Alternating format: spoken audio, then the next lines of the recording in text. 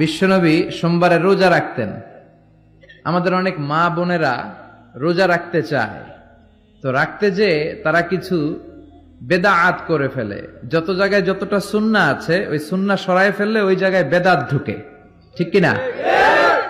আমাদের মায়েরা শবে মেরাজের রোজা রাখে। শবে মেরাজের রোজা বলতে শরিয়াতে কোনো রোজা নাই, ঠিক কিনা? বিশ্বনবী যা শিখিয়েছেন তাতে বরকত রহমত বেশি না কম?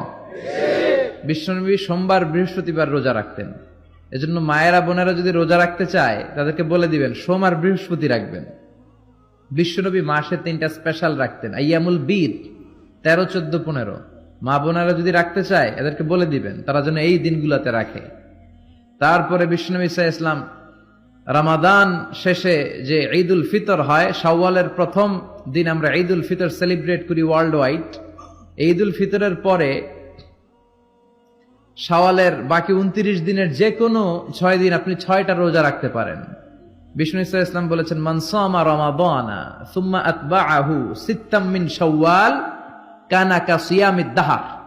রমজানের রোজা রাখার পরে যে শাওয়ালের 6টা রোজা রাখলো সেজন্য সারা বছর রোজা রাখলো।